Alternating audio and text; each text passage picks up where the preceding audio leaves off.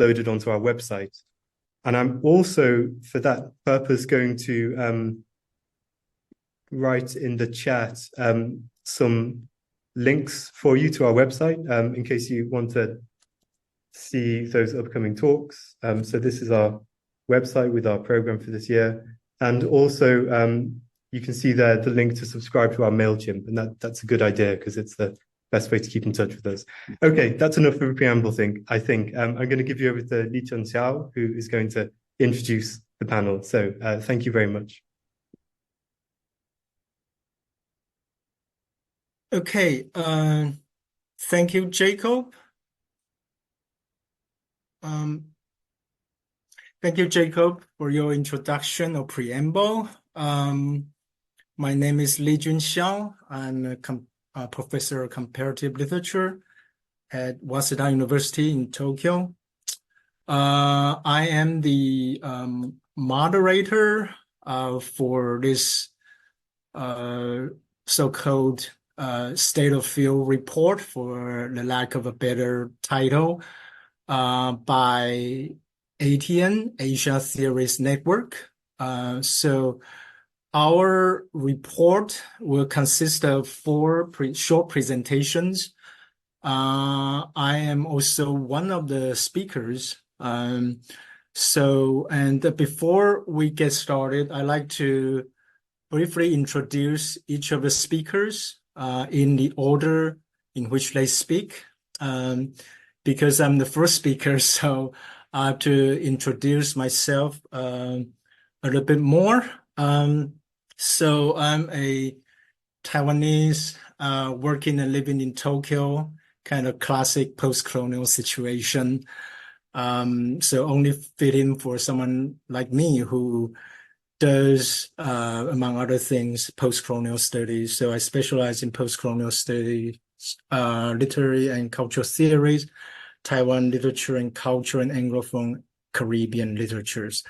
I was the editor-in-chief of the journal Zhongwai Literary Quarterly a few years ago, and currently I serve as one of the co-editors-in-chief of Critical Asia Archives, which is the publication platform created by ATN. So I'll be speaking about that when my turn comes up. And my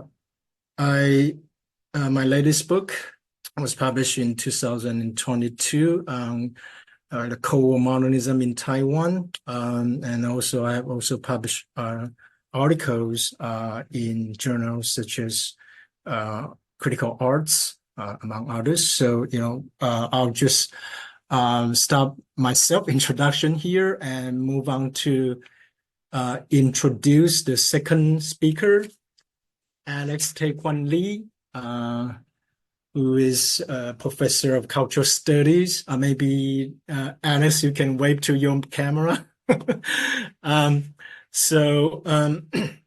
Alex is a professor of cultural studies and the founding director of the Center of Technology and Humanities at Kyunghee University in Seoul, Korea. He has been a visiting professor at University of Brighton and also in the in India, in the Jamia Millia Islamia University. He served as a board member of ATN, of course, as well as the International Consortiums of Critical Theory program. I think many of us here must have heard of this consortium. Alex also edited the 3rd volume of The Idea of Communism and the book Deleuze, Guattari, and the Schizoanalysis of Post-Media, which came out in 2023, and he has published articles in journals such as Tetos and Deleuze and Guattari Studies. Also have book chapters in, I'll just read one of the books here because there's just too many to cover. And So the one that caught my eye is Back to the 30s. The title of the book, Back to the 30s: Recurring Crisis of Capitalism, Liberalism, and Democracy. It was out in 2020. So Alex will be talking about the conference that he just organized back in June this year. And in my later on, when I introduce the group, ATN, I will try to link it to one of the local contexts that I like to highlight here. So that's the second speaker. And the third speaker is Oscar Campomanes.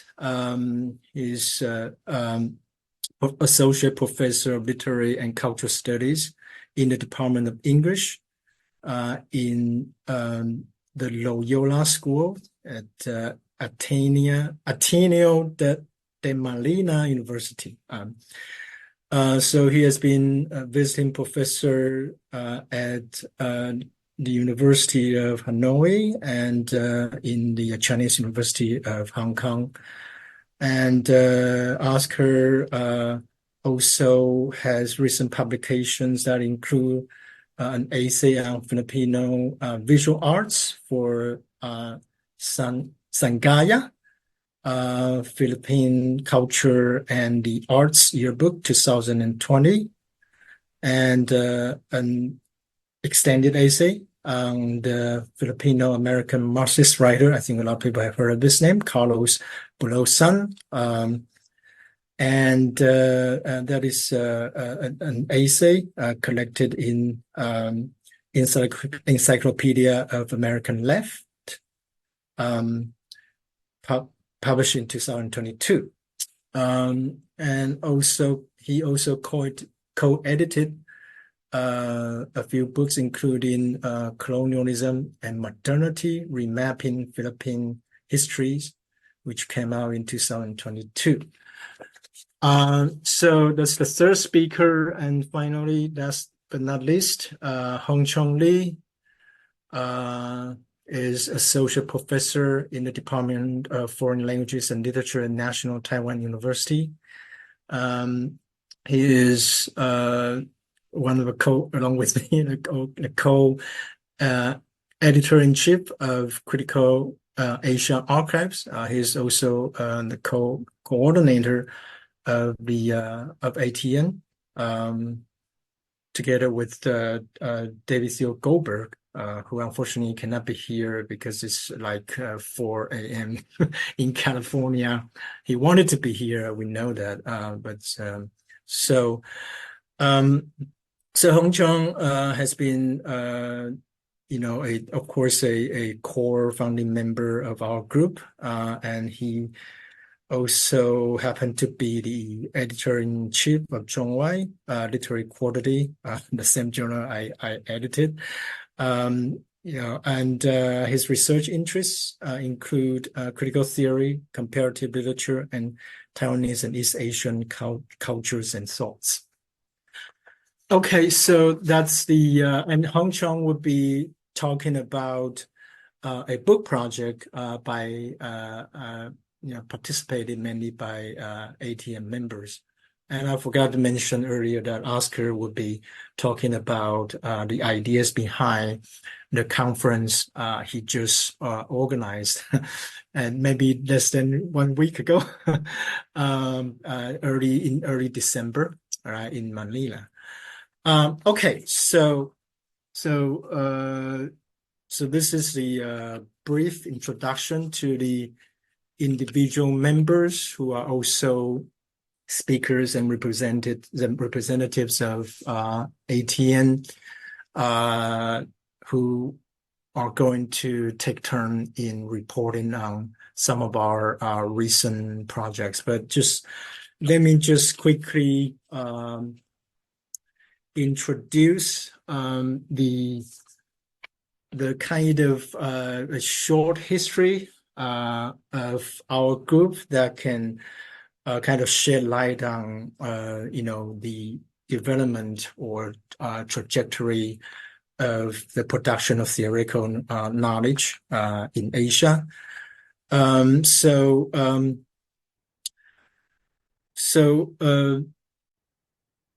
Our report is going to be about the kind of studies of critical theory based in Asia, in conjunction with the studies of the epistemological, cultural, and social political changes and possibilities of Asia undertaken by scholars of ATN or those we connect with or know of through ATM. So this is not going to be a comprehensive, it is necessarily only to a limited extent, but we hope that this can also warrant some critical attention and throw light on the issues that this global critical theory seminar aims to explore, right?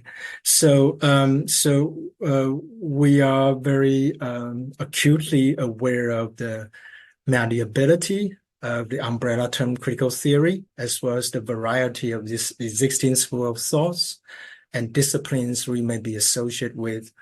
So we actually, if you ask us what is critical theory, I think the short answer is that we're not sure about what that means. But even if we are sure, even if we have a certain kind of answer to that kind of question, we're not sure. At least I'm not sure whether each of the members of ATN would agree upon that kind of conception of critical theory. So we basically proceed with no more than a loosely conceived critical theory as our common denominator, on the basis of which we seek to push the envelope of the productions of theoretical knowledge about and around Asia. And we do that by means of connecting with and learning from multiple sites of nodal points of theoretical interventions. So I'll be speaking about that more extensively when I move to my report on the publication platform Critical Asia Archives. Right? But just some brief note on the two contexts that I had earlier mentioned. I like to introduce and reflect on the context in which the local groundwork of ATN was laid, and through the lens of which at least two iterations of recent work can be understood. So the first context is the historical moment of critical theory in these parts of Asia that coincided with the waves of democratization movements sweeping across South Korea, the Philippines, and Taiwan in the 1980s. And by identifying this moment of theory or moment of critical theory with this era and the context of democratization in these parts of Asia, I don't mean that this is the only way of periodizing or the sudden moment of eruption of critical theory in Asia, but it's just it is, but it was nonetheless significant enough and visible enough to be categorized as a kind of a turning point, right? But later on, if I have enough time, I will also touch on the moment before the moment of critical theory. Especially when I get to the publication platform, Critical Asia Archives, right? So that's just for convenience sake, and it's one of the ways that can connect many of us together, right? So that's the first context, and hopefully you will be able to see, the relatively obvious connection to the conference that Alex is going to speak about, and of course, to some extent, to the report by Oscar, which is going to focus on this parts of issues on the front. Right? So the second context that I'm going to introduce and invite us to reflect on is about the institutionalization of critical theory in Asia. So this second context didn't emerge until after a kind of time lapse in which critical theory evolved as a kind of branch of institutionalized knowledge. And of course, in retrospect, and at that time, it was definitely, of course, it is a good thing. This, to many of us, a sign of progress of some sort. But we also, this also marks us, that actually marks us as some kind of second generation practitioners of critical theory in these parts of Asia. But there came this point at which we realize that it is this, and to many of us, it is this keen realization, awareness, and discontent with critical theory's status as just another specialty. And it is this keen awareness and discontent that brought us together, among other things, and formed Asia Theories Network in the first place. So how am I doing with time? Okay, so I think I'll just move on to the presentation I'm scheduled to do, which is about the publication platform that we set up back in 2020. As I mentioned before, Critical Asia Archives emerged in 2020, and it's co-edited by myself and Hung-chiung. And the way it operates basically is that we members of the primary mode operation is that we have members of the editorial board or guest editors outside of ATN taking turns to curate special issues, focus on one specific site of theoretical engagement, for example, in theoretical engagement in Taiwan, in Japan, in Korea, etc., etc. And we are particularly keen in witnessing, archiving, and also intervening, or at the same time, in some of the critical junctures that might take place, that might emerge in the forms of events, right? Notable events or events that are not visible or not relevant unless we cast a certain kind of critical perspective on it, right? So that is the kind of the way it operates, and also somehow some kind of rationale behind it. And I would add that we actually this is also the way we do theory. I think the CAA, or Critical Asia Archives platform, actually quite fittingly illustrate the way we do theory. It is also our mode of operation, the mode of operation of ATN to some extent, and of course there are also conferences and workshops that we organize in where we engage in exchanges of ideas and like I said, learning from other sides of theoretical intervention, learning from our partners through different parts of Asia. Okay, so I hopefully that is clear to most of you about what that publication is and what it is for and why we set it up.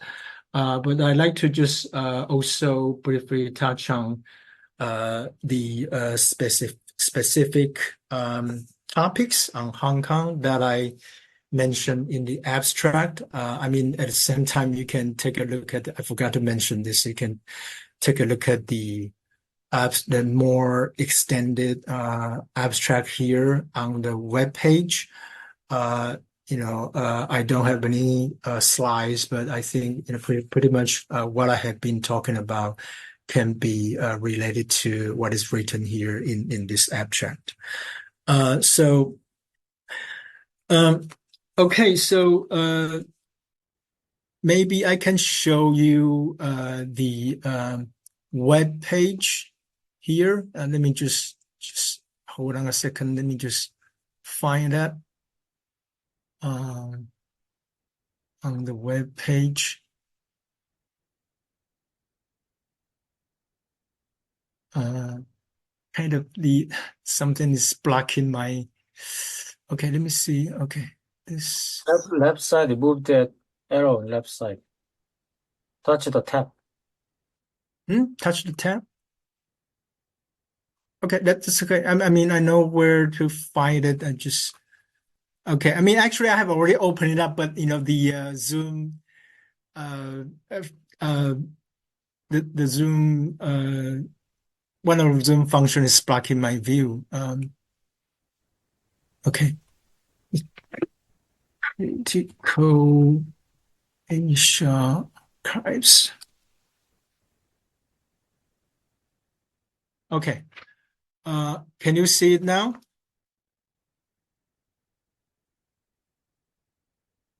Okay. Okay, I'll assume that everybody can see it.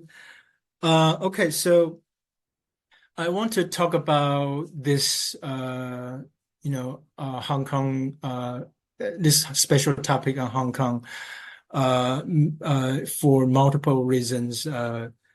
Most importantly, it kind of illustrates to me, especially a new horizon of thought. I have earlier mentioned, a very important local context in which critical theory arose and became a new paradigm was the waves of democratization, right? And so it was unthinkable to me how critical theory could have evolved out of the historical periods in Taiwan. That is, the historical periods before that wave of democratization. Right?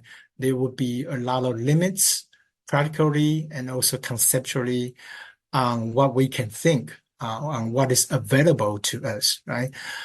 So after 2019, after that, you all know that movement that got halted, right? In Hong Kong, and after that sudden change of a lot of things, a lot of conceptual resources and political impetus. It is unthinkable for me, at least, to think critical theory in the context of Hong Kong at this moment. So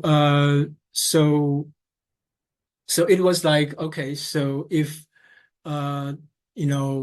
critical theory in all parts of Asia was kind of jump-started by democratization. Then what about what would do to critical theory in Hong Kong? In the context of this, maybe we can characterize it as democratization, right? I think the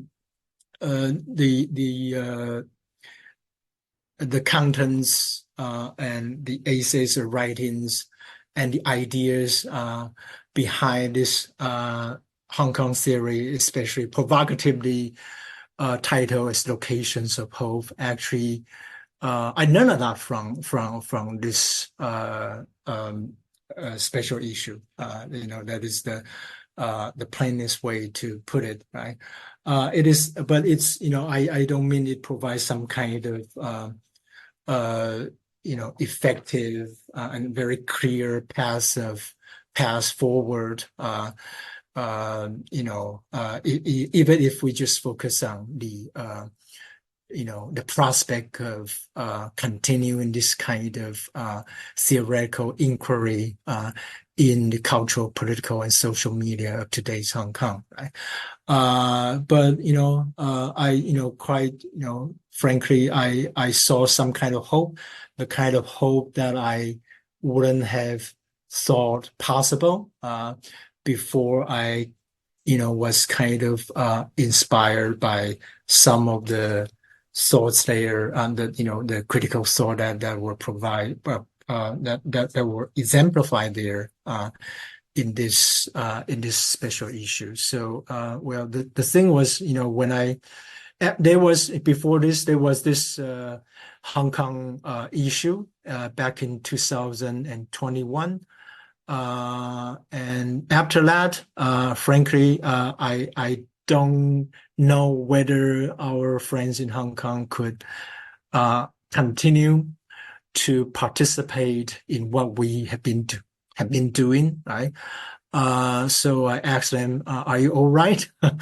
And that means, are you all right enough to produce another issue? But then I was really completely surprised. And also there's this kind of very direct relevance to the publication platform itself, because because before this issue on Hong Kong came out this year in June, the publication platform had been in some kind of a state of hiatus. That is to say, we wanted to carry on, but we didn't, to some extent, we didn't know how to continue. Right? There was difficulties for many reasons in producing another issue, right? But this new issue, Locations of Hope, based in Hong Kong, not only gave us hope, but I think, practically speaking, for reason I cannot elaborate here, actually have also jump-started the coming issues. I'm sure, and it is almost official that there will be new issues following this. And whether it would be in time or not, I'm not sure, but that's not the most important thing, right? We don't mean to carry on just for the sake of carrying it on, but I think this is a very meaningful, and for the publication platform itself, is kind of it resuscitated, right, the life of this publication platform. Okay, so I think that's probably I kind of lost track of time, but hopefully we're still okay, or at least within the margins of error here. So I'll just stop here and allow the next speaker to proceed to his presentation. Right. So, Alex, it's your turn. Okay. All right. Could you Okay, I have 10 minutes, all right? Yes, yes. All right, so could you see what I shared? Okay, this is the conference on a website which the ATN, co-organized back then in the June. You can find out this corporate paper is actually published by Berkeley, Center for Interdisciplinary Critical Inquiry.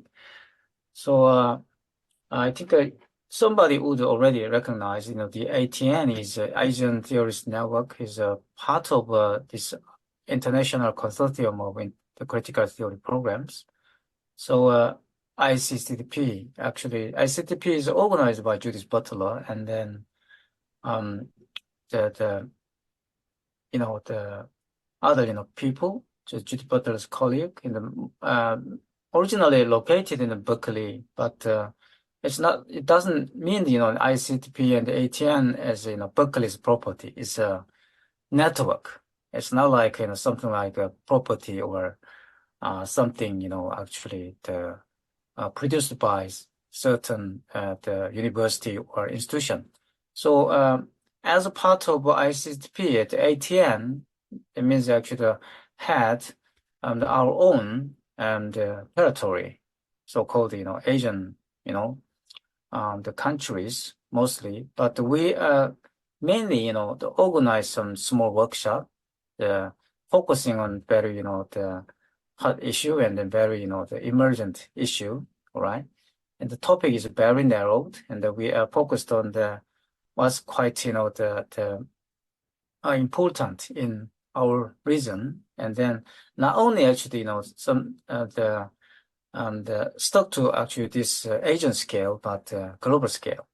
So I think actually the June conference was first conference, that means which was organized according to global scale by ATN, because we had after the original the launching workshop, the small workshop, annual small workshop, and then we had our own the topic, and then actually focused on our own research interest, but in this time, this year, we decided to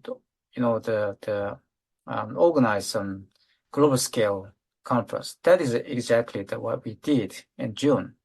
And then originally, actually, this funding is from the various sources, including Center for Cross-Cultural Study in Kyung University, and then also ATN, and also even from the ICTP. Also, they funded us too.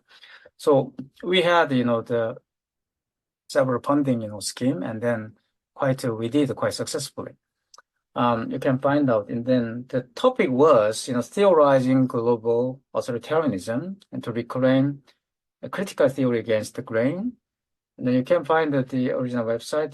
These people original keynote, and then Judith, unfortunately couldn't make it because of a family issue, all right? So she couldn't make it, but other keynote speaker participated in this event, and then they delivered very the insightful and then inspiring talk about this topic is. And then the reason why we organize this conference was quite simple to some point, because after the pandemic, you would actually witnessed across the world, all right? So many university was actually the closed down the critical theory program, and in the Turkey, actually Bongazi University, the closed down the critical theory department, and then the Philippines nowadays also the threaten that kind of freedom of speech, and then also academic freedom in university. That's why we had such a urgent workshop about university last week in Manila, and then across the world, not only Asia but also Latin America and Africa, we actually observed what happened to actually this critical theory program. of course, South Korea actually relatively quite free from this kind of a direct, the suppress. And then actually the powers, the pressure on this the critical theory program, but the market-centered, system.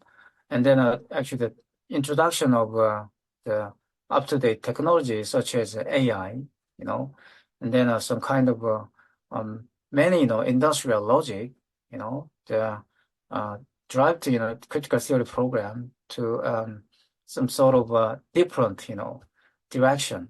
What I mean, actually, okay, Li-Chun said, we don't know what critical theory means, but actually critical theory has its own history, rooted in my opinion, the Enlightenment, and then also not only as European Enlightenment, but also, the Arabian, Enlightenment tradition and Chinese, Enlightenment tradition. And then we share the, that critical mind, across the world. And then even, in 1970, 1980, we can find, the rise of critical anthropology in Latin America, Caribbean study. And then in Africa, you can see that Mbembe, and then, lots of the necropolitic, study, and the negritude, the movement, you can find out in history.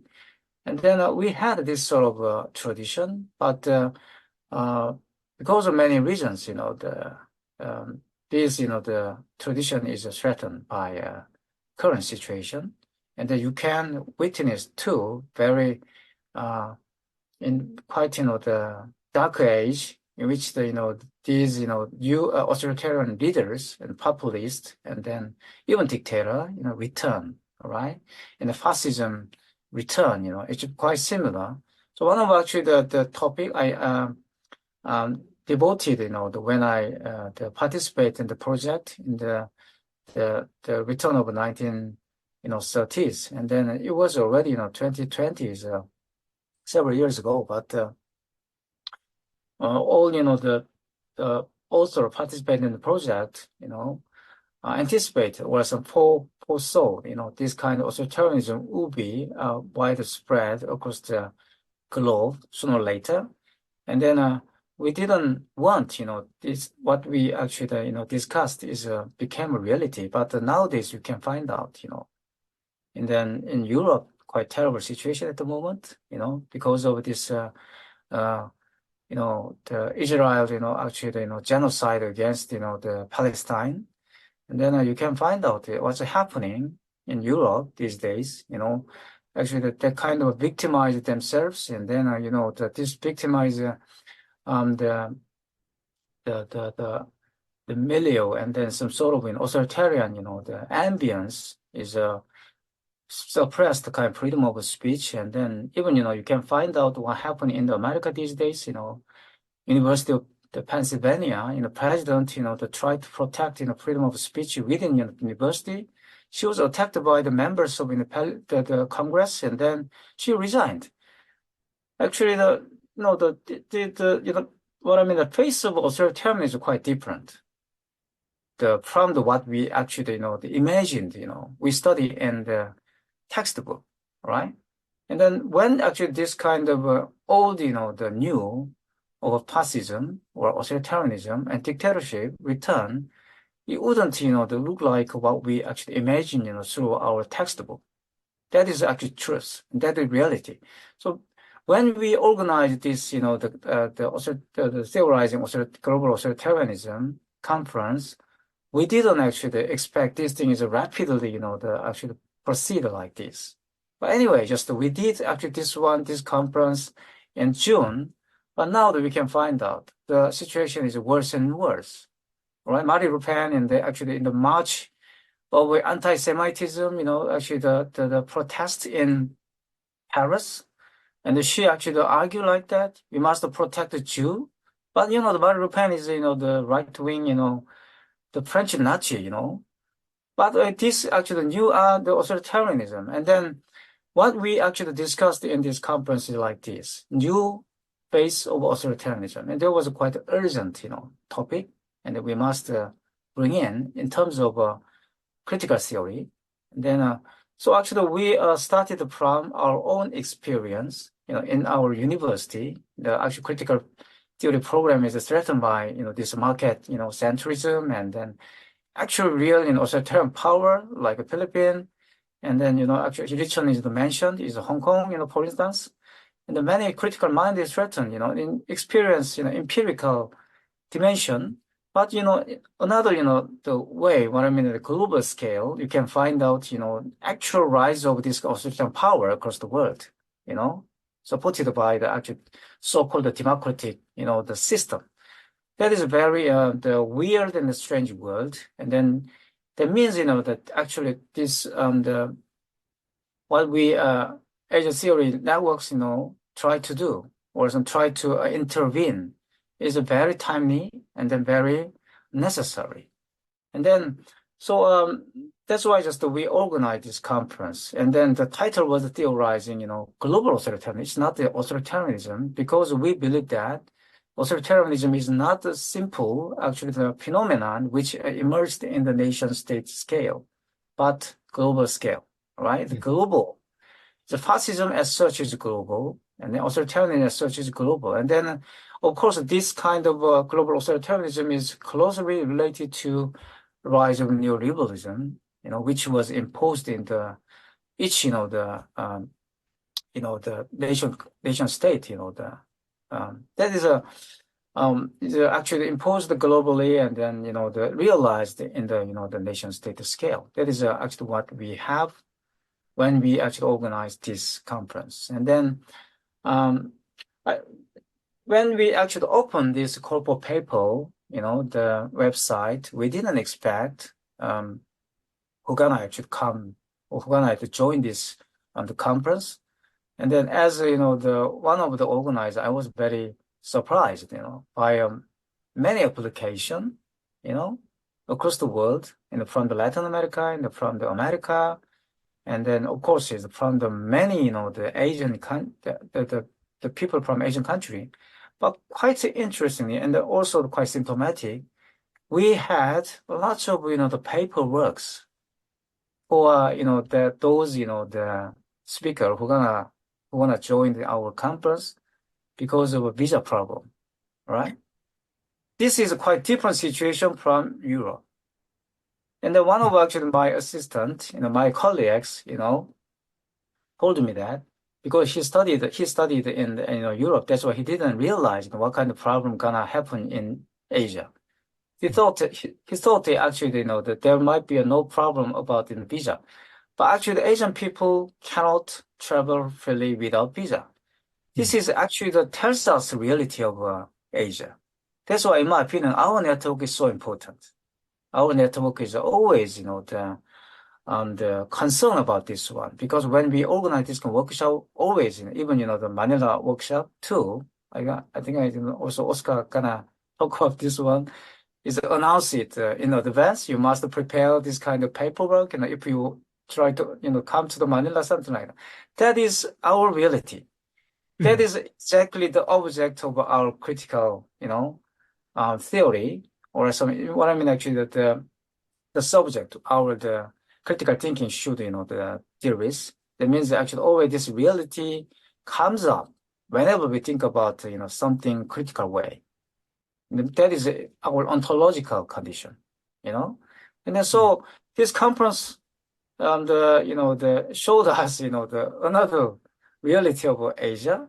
And then actually this conference is, in this sense, another, the way in which we realize our ontological condition too, by doing this kind of performative, the organization. That's very, to my experience, that was very interesting and quite impressive, So, so that is what I prepare. Okay. All right. Thank you very much. Okay, Alex. Thank you, Alex. Okay, good. Now we can finally move on to the third presentation. Oscar. Oscar has a lot of things to say in 10 minutes, I believe. Good luck to me. So let me be permitted to share my PowerPoint.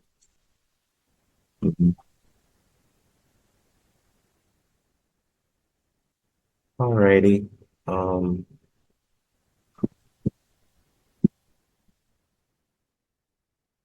I hope you can sit now. Yes. Yes, thank you. So first, well, thank you very much to the Center for Philosophy and Critical Thought at Goldsmiths for including us in their series of presentations for the year. First, a word about the ATN workshop series, which began with the founding of ATN in Taipei at Taiwan National University in 2017, and whose most recent iteration is the just concluded Manila workshop last December 5th to the 7th, hosted by my home institution, Ateneo de Manila University, held twice a year since 2017 with extended suspensions and alternative expressions because of the pandemic lockdowns of 2020 to 2022.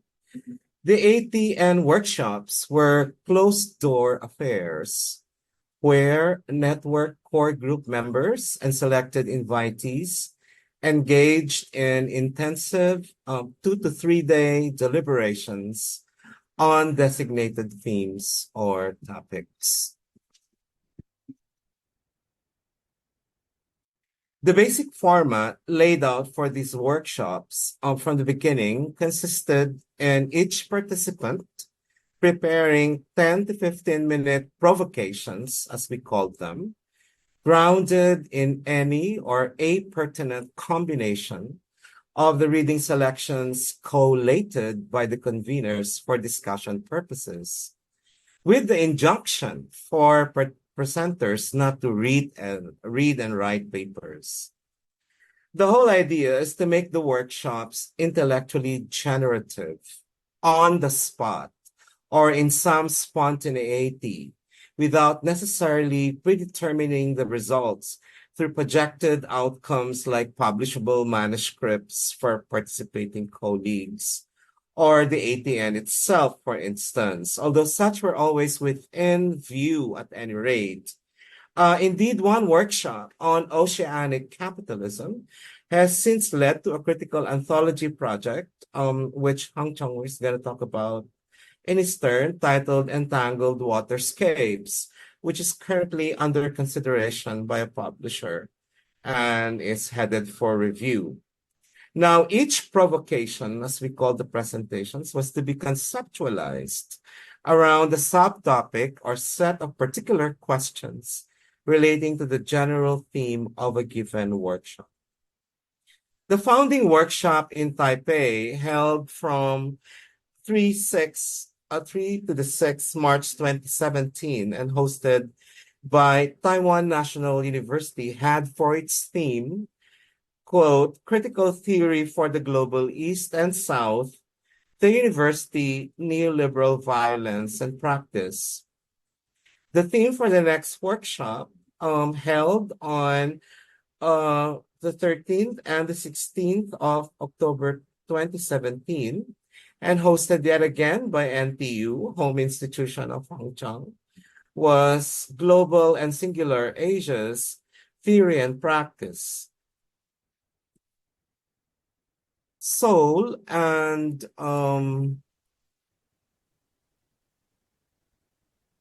oops, sorry about that. I'm a single stimulus response person and cannot quite coordinate my so discourse with my visual aid. Okay, where was I? I was saying Seoul and Dongguk University convened the third workshop in May 2018, devoting it to the topic Theory and Practice on the Transnational Crossroads, the Politics and the of Dread and the Sublime. Let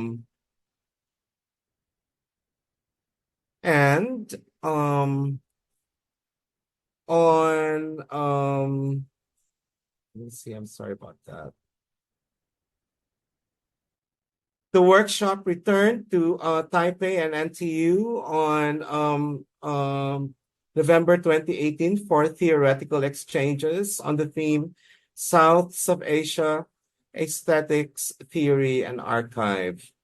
Seoul National University in Seoul, South Korea, through our colleague Woo Sung-kang, whom I'm happy to see in the room, organized the first of the two 2019 workshops in May 2019 around the problematic of global fascism, biopolitics, and American empire. And on 12th to the 14th of December that year, it was the turn of Tokyo and the University of Tokyo to host the workshop with the theme Unpredictable Weather, or the question of climate change. The 2023 Manila workshop was originally scheduled for May or June of 2020, actually, but had to be called off in view of the onset of the pandemic in January and the full lockdown of Manila in March of that fateful year. Through NTU, the network could only organize an online workshop a year later, okay, on the topic of oceanic capitalism, and an online forum, which is actually a book forum, concerning the work of one of our ATN colleagues, less than 2 years hence, on stupidity and politics, early this year.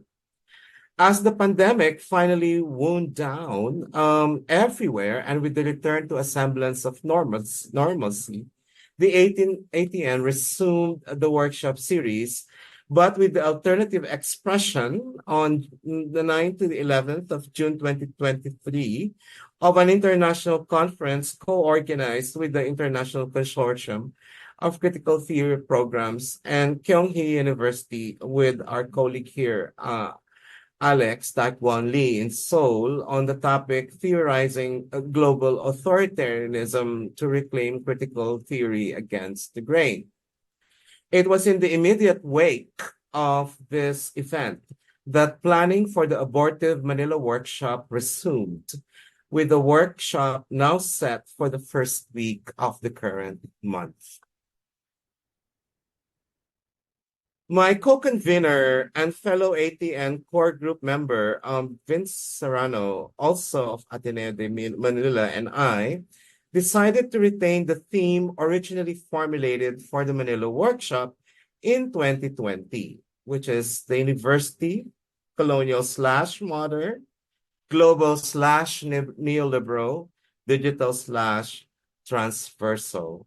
A full statement of the workshop theme, the program, including its roster of presenters and panels, and associated activities, have been recently posted on the ATN website. And you should see the link here on the slide. As conveners, Vince and I were particularly interested in focused considerations of the situation and question of the university as an institution in East Asia, South Asia, Southeast Asia, and East Africa, which were areas amply represented in the interests and expertise of core group members and invitees who were committed to participate. As our statement of theme frames it, the radical restructuring of the university by the neoliberal turn over the past 2 decades now has resulted in a crisis of its social mission, its social worth and work as an institution everywhere else on the planet. How are we then, we ask, to reimagine the university at this crucial juncture structurally in relation to state and society, the so-called global knowledge economy, and the many problems and opportunities posed by new and fast-changing digital and information technologies? For with the neoliberal turn sweeping the world, most especially since the late 1980s, what has occurred, as we all know, is a corporatization of the university and its deregulation. There has been a paradigm shift from the conduct of its business of education to the conduct of education itself as a business.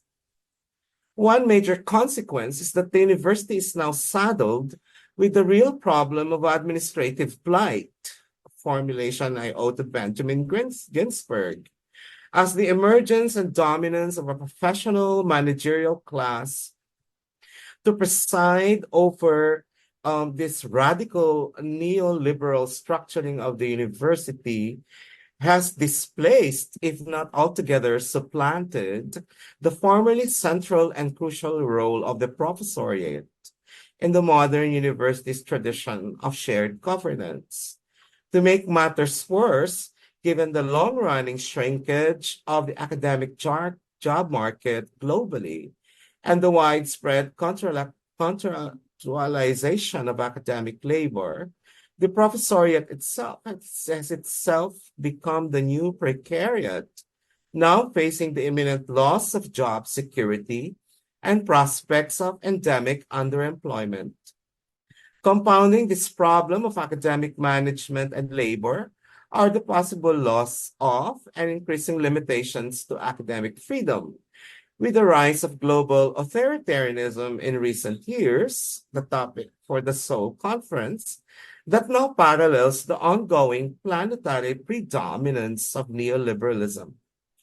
Academic freedom, the principle that, according to the University of Chicago professor Jean Boyer, requires us to defend autonomy of thought and expression in our community, manifest in the rights of our students and faculty to speak, write, and teach freely, and which right is precisely preconditional for the robust pursuit and production of knowledges in the university, is yet again at the front and center of political contestations, both within and beyond the university, under such new conditions of socio-political uncertainty and repressiveness. And the most recent manifestation of that, which is, right, like this whole, right, brouhaha about the right to speak freely, about the Zionist states of Israel's ongoing genocide against Gaza.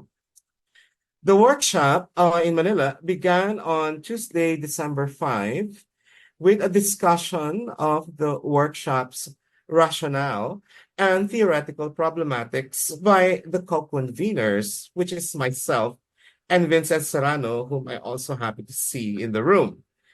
3 panels transpired on this day, namely philosophical and ideological challenges in the university, moderated by Hung-chiung, and with Syed Farid Alatas of the National University of Singapore, Joyce Liu of National Yangming Chang Tung University in Taiwan, and Kei Yamamoto of Ritsumeikan University in Japan. Historical crises and contemporary sensibilities, where I served as moderator, and with Alex Taek-Gwang Lee of Kyunghee, Geoff Broadley of Taek University, Japan, and Chunmei Chuang of Soochow University, Taiwan. And finally, the panel on social mission and academic freedom, moderated by Vince Serrano, with Agus Suwinyo of Gadjah Mada University of Indonesia, Ramon Guillermo of the University of the Philippines, Diliman, and Virgilio Rivas of the Polytechnic University of the Philippines. The next day, December 6, began with a public roundtable discussion on current issues in global higher education in the morning, titled How Are We to Reimagine the University Now? Again, moderated by my co-convener, Vince Serrano, and featuring the following discussants: Professor Suwinyo, Lee, and Anith Kaur Handel of the University of California, Irvine, USA, Professors Alatas, Liu, Mayumu Inoue of Itatsubasi University in Japan, and myself. In attendance were faculty members and graduate students from several local institutions, including mine, the University of the Philippines, Diliman, the Polytechnic University of the Philippines, and independent researchers. Li-Chun, don't worry, I'm finishing up.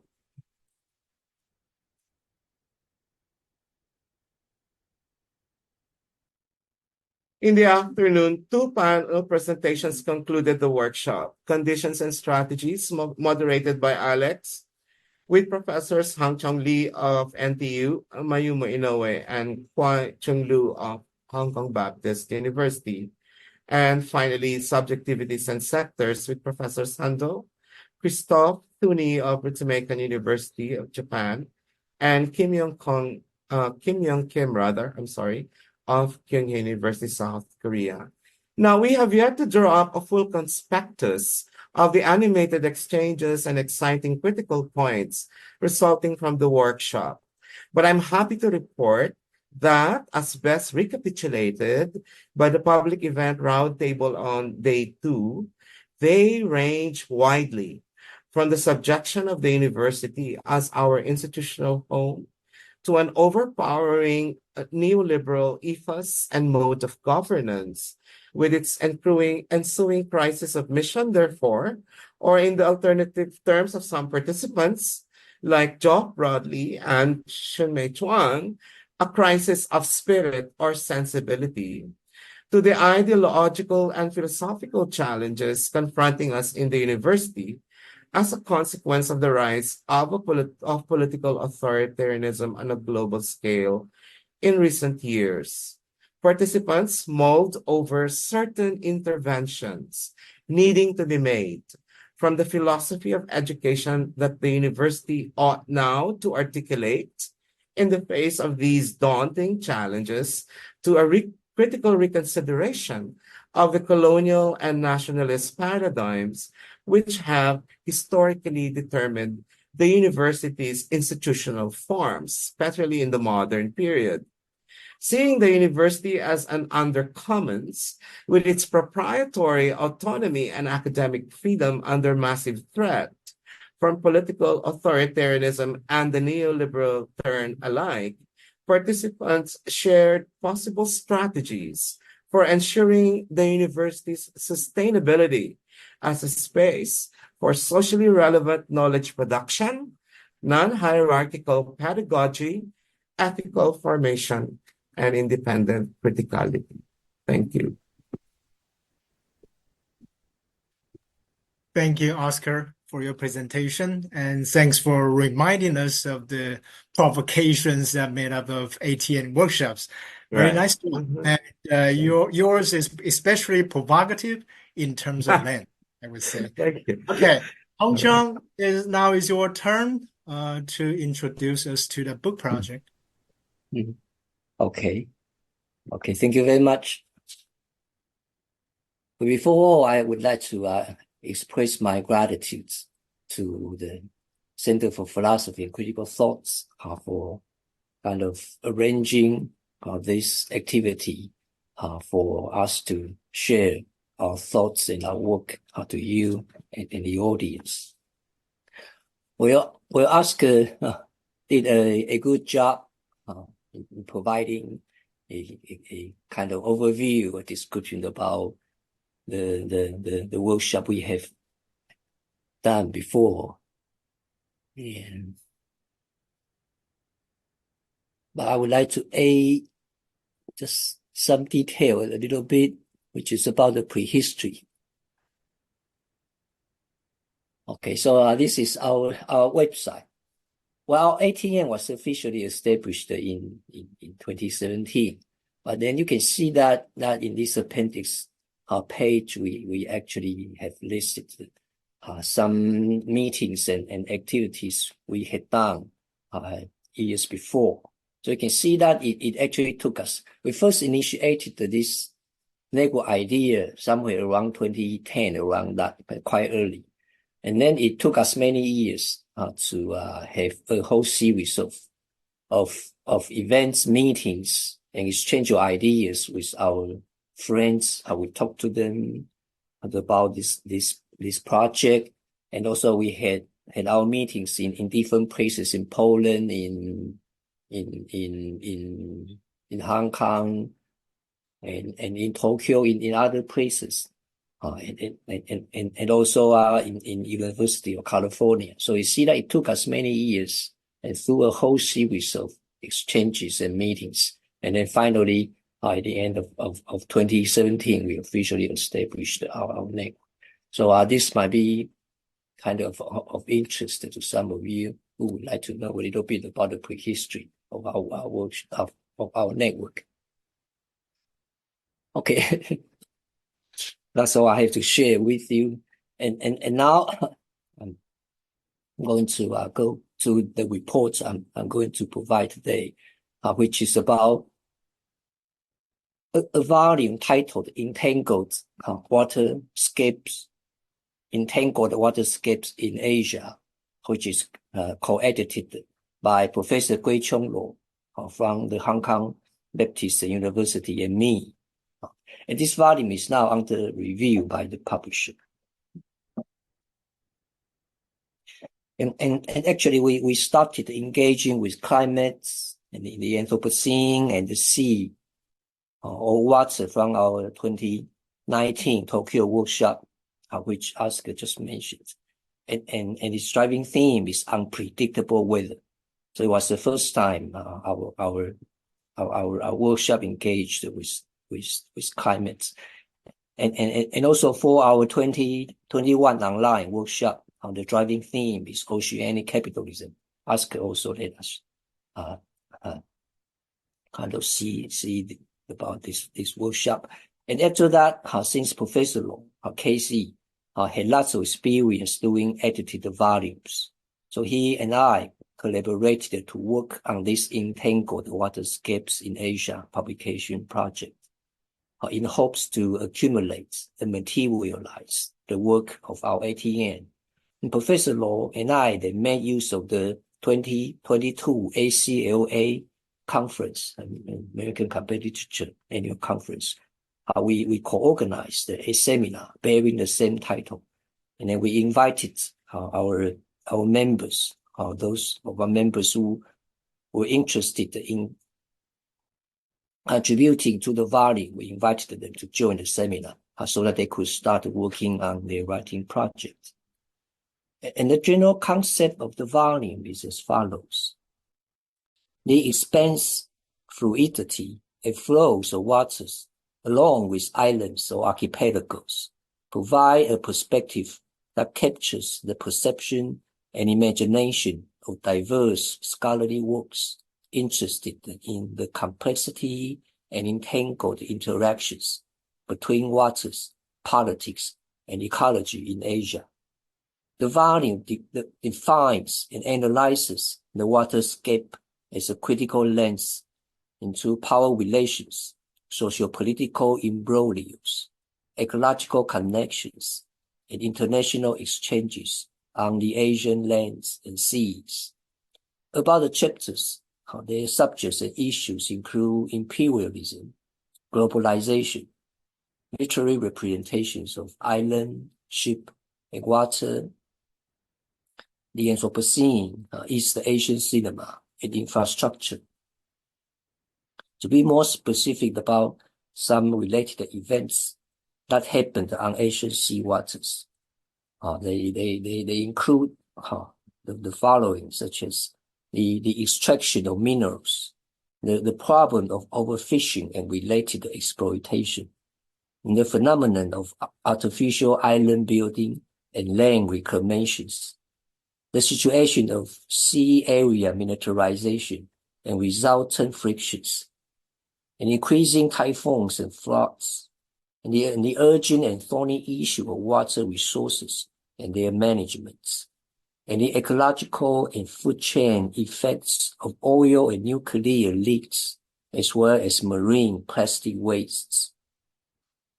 And in tackling the entanglements, as revealed by waterscapes, we find that what are looped together are not just the surface, the smooth, the human, and the political economic, but also the ontological, the interspecies, the ecological, and the deep.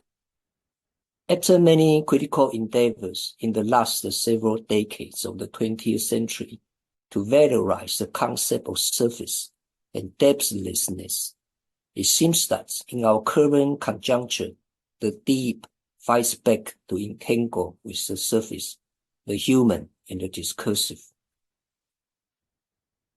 This deep turn, so to speak, poses significant challenges to our contemporary critical discourses, which will need to inquire into ways to entangle multifarious realms, including epistemology, ontology, ethics, politics, economy, and human and non-human spiritualities and materialities. Waterscapes embody these loops and amalgams, and should act as an exigent topic and topos for the critical theoretical humanities to create discourses to engage with the actualities of our historical moment. Professor Law and some colleagues have been addressing the Anthropocene by incorporating various sciences and positivistic statistics. But for me and some others, the themes of our recent workshops, as described earlier, and this edited volume are not familiar critical theory topics. Some of us were relatively uncertain about how to tackle these topics and by what theoretical perspectives. On the one hand, how this implies that interdisciplinary or transdisciplinary research and engagements are crucial for us to face today's challenges. And on the other hand, there is also found the realist tendency in the humanities, including critical theory. And this does not just appear in research, but also in literature. For example, natural writing is especially explicit in this direction, proving the insufficiency of mere literary imaginative creation. In relation to that, what is becoming insufficient in theory is maybe the merely rhetorical. This somehow resonates with Latour's now well-known criticism of critique and his advocacy of a new realism. How to bring theory into contact with the empirical seems to be at odds with theory's anti-realist nature. But this also provides the opportunity for theory to become, to change, or transform itself by being affected by historical forces, which should be taken as theories outside, or to use Lyotard's concepts, what is found working on is the dialectic between so-called discourse and figure, or between the established epistemological system and the Dionysian external forces. This situation also explains the crisis of critical theory, or should bring crisis to critical theory, because crisis is also related to or originates from the changing circumstances. And this might also imply the existence as well as significance of the change from the first meaning of the word critical to its second meaning, insofar as this change should be taken as the needed critical turn for critical theory to undertake itself. That is to say, critical theory should not just be critical in the sense of criticizing, but also be critical, referring to a state in which the properties of a system undergo changes when it borders the outside, being in contact with external forces. For example, such as heat, how that will make water particles reach the critical point of becoming vapor. I used this concept of critical in my presentation at our ATN's Manila workshop, and I think that this might help gesture toward a vital direction, because critical also means vital when it concerns the essential and the evolving. And this second meaning of critical is more accommodating than an overall criticism of the critical. The meaning of critical can get expanded so that there will be quite much to hope for critical theory itself. But to shortly conclude, the entangled waterscapes also implicates or invoke and provoke theory in the critical form of its various entanglements. Okay, so this is the part of my report. Okay, thank you. Okay, thank you, Hung-chiung. And so I think I'll let Jacob take over, and I'd like to thank Jacob and the wonderful people here at Goldsmiths for not only their generosity in inviting us for this report, but also their patience in letting us go on for so long. Okay, Jacob. No, thank you all so much. A really wonderful kind of array of perspectives and thoughts and a very kind of diverse set of presentations there. We have not a great deal of time left. We scheduled to finish this at 1:30, but please, if there are any questions, raise your hand and I'll happily enable you. Julia, go ahead. You should have all the permissions you need.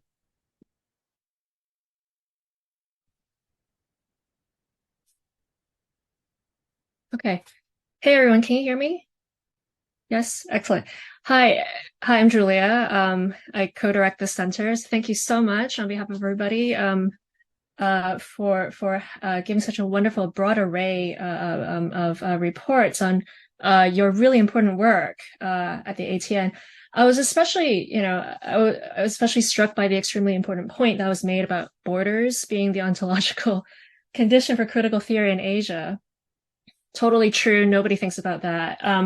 And it's also interesting, I thought, to think this together with the earlier proposition that critical theory in Asia is co-emergent with democratization movements, or as the case may be, as illustrated by the case of Hong Kong, which happens to be where I'm from, so extremely personally involved in this, a movement towards de-democratization. And all of that sort of makes me think of the position of the knower practitioner in respect to the basis of such knowing or theory practice, or in the parlance of at least one strain of critical theory, its material conditions. So I just had like three questions that sort of are based on just those ideas that, there's a, do these material conditions then, like, say, borders or like a preceding movement that's supposed to predicate some sort of critical theorization, do those material conditions necessarily precede the emergence of critical theory? I'm just thinking about the case of Hong Kong, for instance. Do you think, would you say that theory was, prior to 2019, just the product of institutional import? Or, at what point did critical theory, would you say, according to that, history, like, did that emerge in Hong Kong, for instance? And I say this just mainly because I'm actually from Hong Kong, and I'm not clear myself on the answer to this question. Well, the second question, which is quite a bit related to this, is how about mainland China? Now, I hope I'm not getting myself into trouble by saying mainland China as opposed to Hong Kong. But anyway, is there an indigenous critical theory possible there? If this idea is that critical theory is sort of like co-emergent with democratization movements. And the third question is slightly sort of bringing it a bit further back, but also quite related. Just thinking about one of the intellectual bases of critical theory, namely Marxism. Mm-hmm. I can't help but think about the specific history of Marxism in Asia. Mm-hmm. And in particular, in the context of sort of colonialism and semi-colonialism, not to mention, of course, the variously colonial and or liberatory roles played by theology and religion in Asia, and then including then the involvement of all of the above in the transmission of ideas via translation, say of Bergson or Arnold, whoever, to emergent youth and worker movements since the 19th century and into the early 20th. In particular, in terms of the Chinese 1920s, of course, this is extremely important for the articulation of, well, dominant sort of figure of communism today in Asia. So I wonder sort of if you have any thoughts on how critical theory in Asia today situates itself in respect to these genealogies, or maybe does not situate itself at all, as the case may be. I'm just thinking about the fact, of course, that just as capitalisms might exist in the plural, so have Marxisms and communisms. That was a huge mouthful. I'm very sorry about that. I'm hoping, yeah. Thank you for inspiring these questions. Well, I go post I guess Okay. both. Yeah, it's Okay. a very nice question. It's a very pinpoint, in my opinion, the question on the reason why we organize this Asian theorist network. When we actually, that is actually one of my thoughts. And when I was, suggested by Li-Chun and Hung-chiung, about organize this kind of network is a few years ago. I was always wondering, whether we can do a critical thinking in Asia. Because, in Asia, the philosophy, in particular, actually German idealism, and then, French philosophy too, or some literature, didn't, serve as kind of critical thinking, but, sort of some project of nation building. It's like a Hegelian sense, Bildung, or the civilizing process.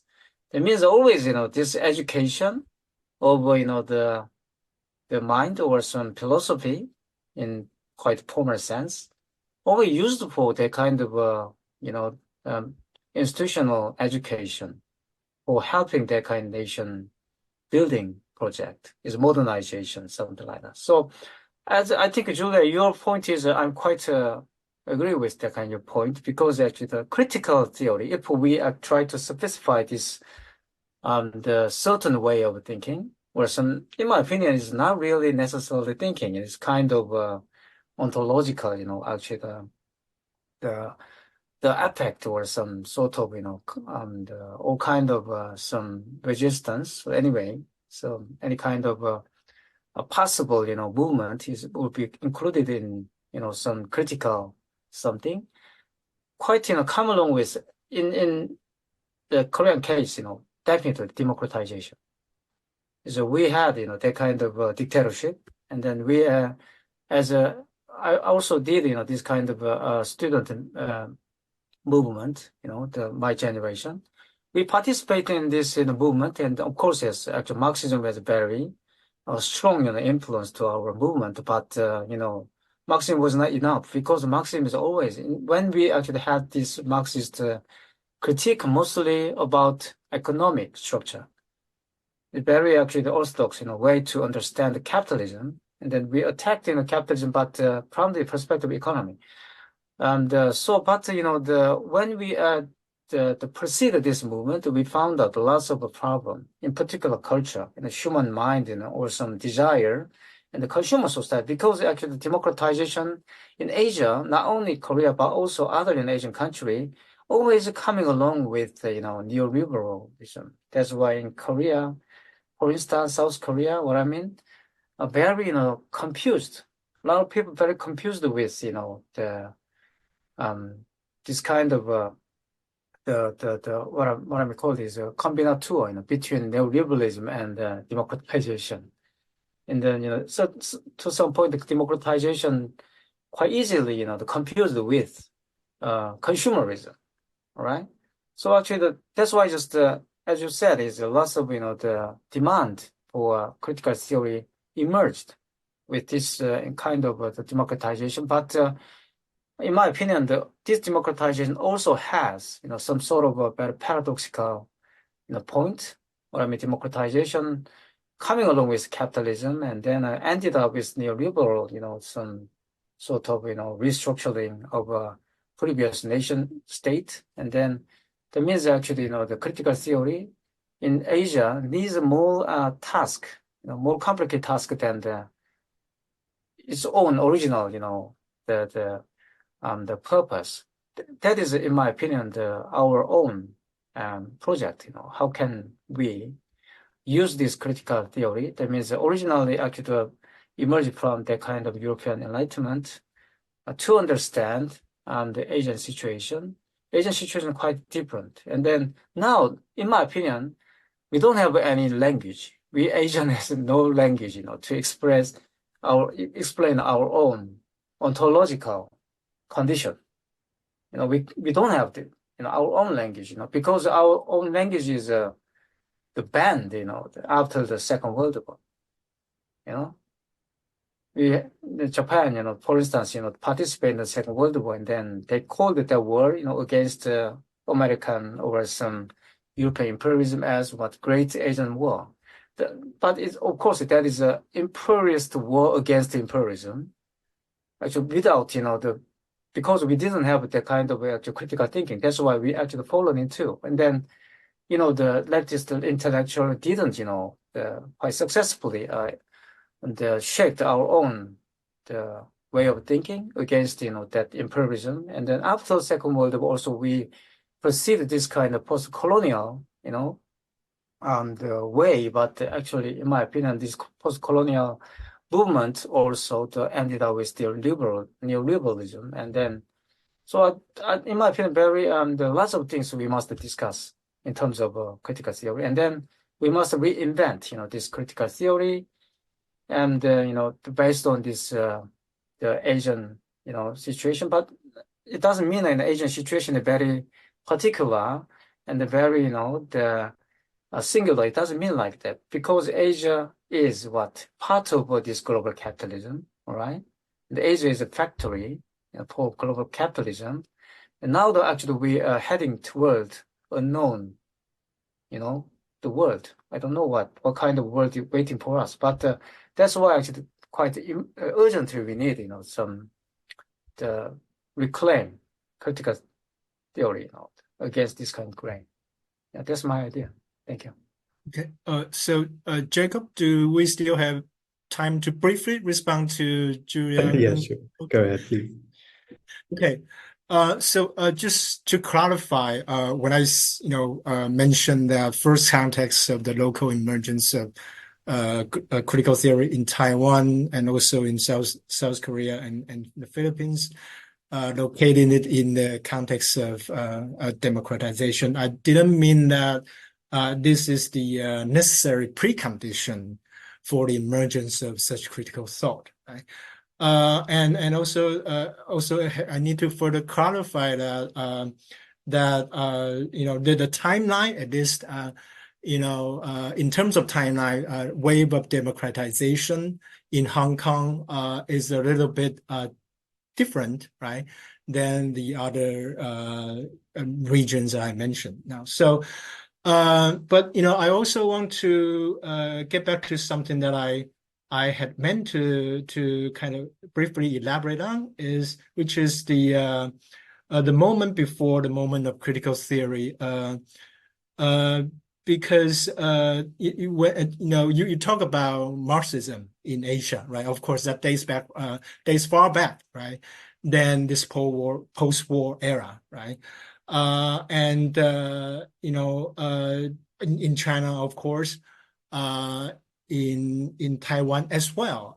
It was just that this Cold War era interrupted and kind of suppressed the somewhat burgeoning Marxist thought and practices inspired by Marxist theory back in the colonial era, Japanese colonial era. When I was researching on my book project on Cold War modernism, this process also allowed me to discover a lot of the kind of local kind of germs, some elements that have been kind of under some state of hibernation, laying low during that long period of suppression, especially during the Cold War era, right? Especially when we talk about Marxism, right? Because if you talk about Marxism in Cold War Taiwan under the martial law, right, and then you end up being like someone like Gramsci, can only think in the prison, right? So, but in China, that's a different story. I don't have, too much expertise on that, right? But, I think, but when I mentioned the case of Hong Kong, it was just, a really fairly new possibility that I hadn't thought of, right? Because I used to link the involvement and also the involvement and the growth of critical theory in the context of democratization. So I think, there's still a lot for me to learn, right? In today's Hong Kong. So we don't know what will come out of, those our friends' theoretical endeavor in Hong Kong. But I think this is a really interesting and very fascinating case to really watch out for at least for me personally. Are there other responses to Julia's question or other questions? I think we can hold it open for a little bit. Please go ahead. Hung-chiung, do you want to speak? Or ask?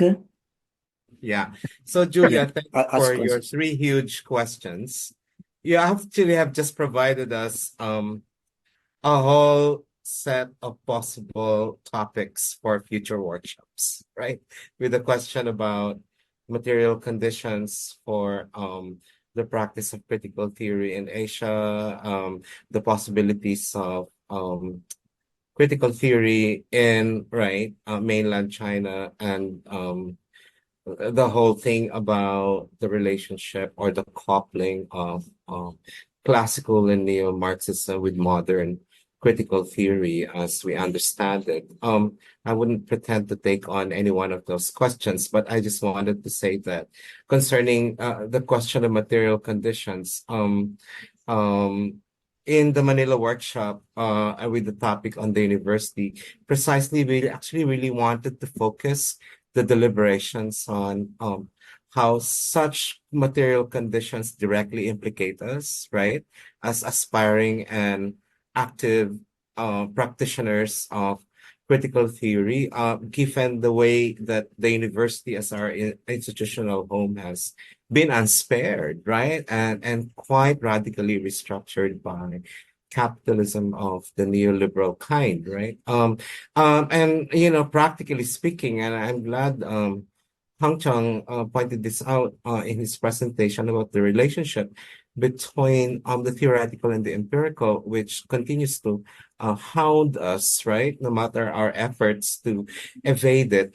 Like for something as simple as us in the network wanting Hong Kong to finally have its turn to host, right? After Taipei, after Seoul, after Tokyo, and after Manila, to host.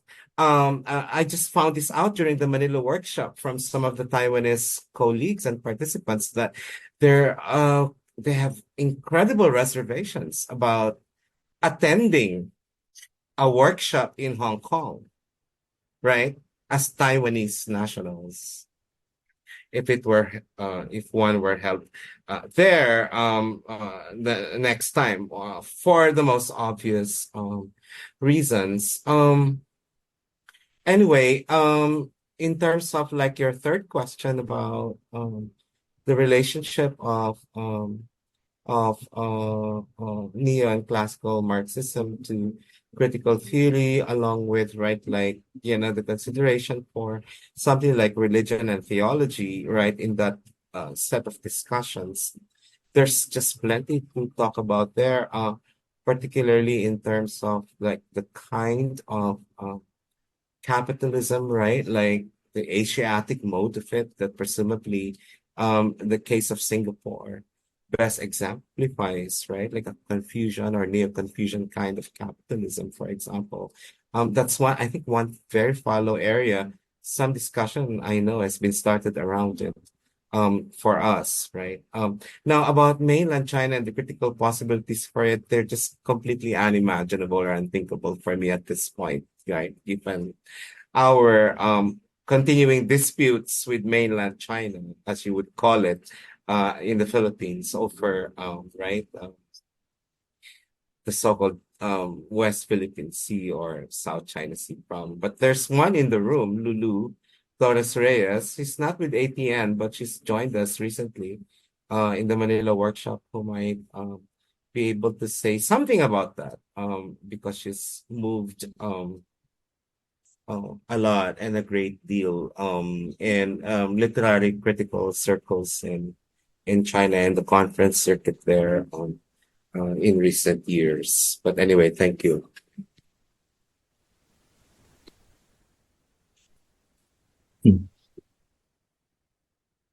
Okay. Please go ahead. Yeah. Well, okay. Thank you very much for these kind of important questions, and I would like to kind of sort of respond to the material conditional theory. Well, I would say the material condition somehow is necessary, but by necessary I mean it's a singular condition for theory to become a kind of practice. Because theory in itself is still philosophical, and somehow I think that generality is part of its defining characteristics. Well, let me kind of share with you my personal experience. I took literary theory course when I was an undergraduate student. At that time, I didn't feel kind of power in critical theory. I just felt that, it was another kind of Western philosophy, and there are lots of very fancy philosophical concepts, something like that. But then a couple of years later, some young Taiwanese scholars who just came back from the United States, they belong to the first generation of critical theory scholars, and who began to do postcolonial, or they began to use post-structuralism and postcolonial theory to engage with Taiwan history. And then suddenly I found something which is very singular in critical theory, because it had to do with my ontological situation. So I would say that there is something like a parallel lines. On this line, there is the purely theoretical. That is the line of thoughts. But on this line, there is a line of very singular ontological situations, which is related to very real and historical complexities and existences. So it requires a kind of structural coupling, a kind of interaction between these parallel realms, so that this very real material condition would be able to singularize our theoretical kind of practice. And that is a condition to really make it a subjective practice. So I maybe won't say that material condition or the ontological condition is necessary, but at least it is a singular condition for knowledge production, for theory production to become a practice, which is in relation to the subject, something like that. And in relation to China, well, Li-Chun just mentioned about the 1980s, which was a very significant historical period in terms of the democratization in Asia, right? Starting from Gwangju event, which was in 1980. And then in Manila, it was in 1986, which saw the step down of Marcos, right? And then in 1987, it was a suspension of Taiwan's martial law, which was the world's longest martial law. And starting from the suspension of Taiwan's martial law, Taiwan began this process of democratization, right? And then the Tiananmen Square happened in 1989. So it's very interesting that you see that starting from, you say in this line, right, from Korea, and you see Philippines, Taiwan, and China, right? So that's a very important historical instance happened in the 1980s. So maybe it was based on this kind of very kind of similar historical forces, the outside of knowledge, the outside of theory, that made many critical theory scholars in this area feel that, there are lots of things in common between us, something like that. But then suddenly you see that the Tiananmen Square also saw the closure of China's democratization. It was quite a pity about that part. And then about the third question in terms of the genealogy of some critical traditions in Asia. Well, I would like to go back to this kind of structural coupling between theory on the one hand and the ontological or historical on the other. You see that the ontological helps to singularize theoretical practice. But then at the same time, the theoretical practice will be able to help the local condition to excavate, replace the histories which the society had not known before. So it's a process of discovery and rediscovery, a process of reconstruction, something like that. Okay, so this is a kind of short response to Julia's questions. Okay, thank you. Thanks so much, everyone. Wonderful questions, wonderful responses. Are there any other questions? So we have two. It was such a full one. Barry, go ahead. Hi. Good evening. Good morning. I'm based in an Australian university, but currently I'm in Scotland, and so I'm glad to hear your presentations. My question has to do with your future efforts, perhaps. It was very nice for me to hear your previous efforts, but I'm wondering if this network would have any sort of intervention in regards to sustainable development. The UNESCO, the UN in general, is thinking that sustainable development, of course, would end in 2030, but in the implementation of initiatives or activities from the United Nations and UNESCO in general, the university and critical theory, I feel like, have very little sort of intervention.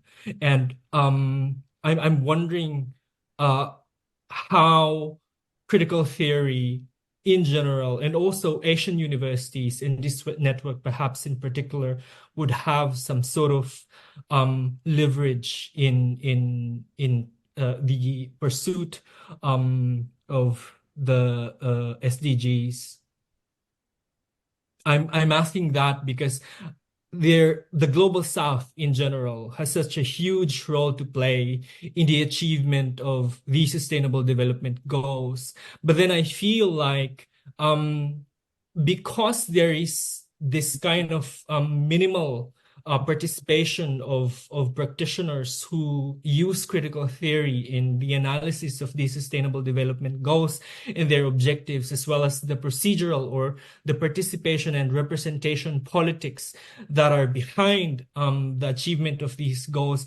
I feel like we do not say the roots or the historical roots of the concept of sustainable development. Of course, the category of sustainable development is such an emergent phenomenon, and we feel like it's, as a practitioner, we feel like it's very difficult to apply so many of these instruments which have historical roots to a Eurocentric view of the world in Asia. For example, in 2021, from 2021 and 2022, we implemented a framework in the Philippines. I led the national implementation of that framework called Culture 2030 Indicators Framework. One of the indicators of that framework was education for sustainable development.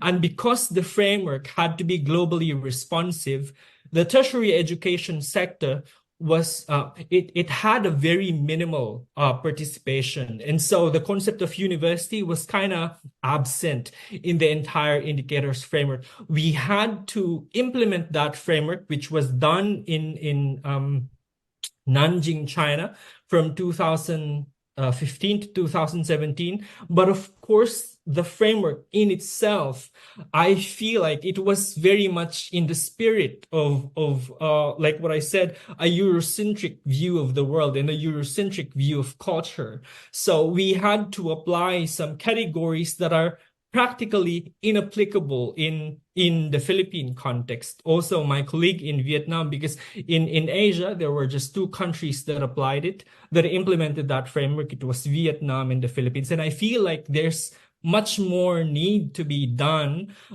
through the route of critical theory by Asian universities. And perhaps this network can sort of patch up some missing links there.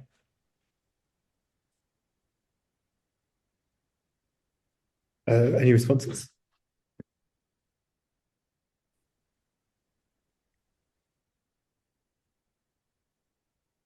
So can I Please, jump in? All right. Yeah. So I think the very important question in my opinion, because as I already explained in previous explanation, my own opinion on the critical theory in Asia, to Julia.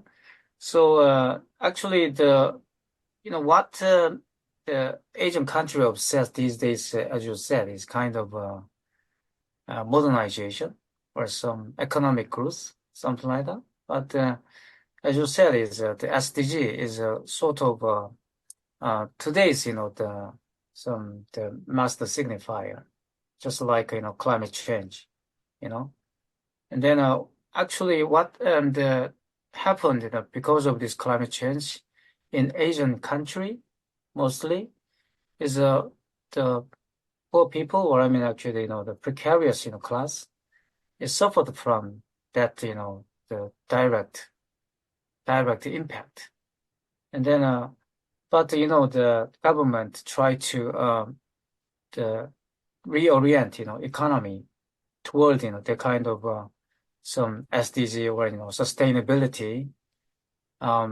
against this kind of the global capitalism is some quite precarious the situation imposed by this kind of global capitalism, what I mean is not easy to taken by these people. So that's what I'm saying. The SDG is discussed in the university and then academic level.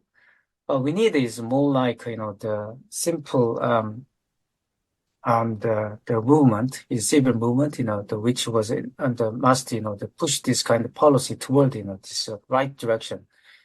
And then our network is in this sense as far as I understand correctly, I don't know if the other members had in their mind, but not quite the involved in the academic institution. That we recognize the limit of academic institution in this area, and then that's why we try to go beyond some sort of actually the transnational network. That is actually, in my opinion, the purpose of this Asian theories network. And then why is it theory? As you said, is a theory can make some leverage, in the pace of the Asian situation, as far as I understand. What I mean, so theory is always the bringing some kind of neutral zone. In my own term is a third zone. Between many opposite or paradoxical the binary. We actually the Asian people actually always face up this kind of paradoxical situation. As you said, the philosophy and the European Enlightenment, in the all different, actually the ideas came to Korea and it came to the Japan and came to the Taiwan and came to the Philippines. It turned into actually quite a sudden, the different the idea. That means, for instance, the actual nationalism and self-determination, very important concept, but sometimes actually used by some dictator in Asian country, just like that. And today's, the communism, this idea too, used by the Chinese, the government these days.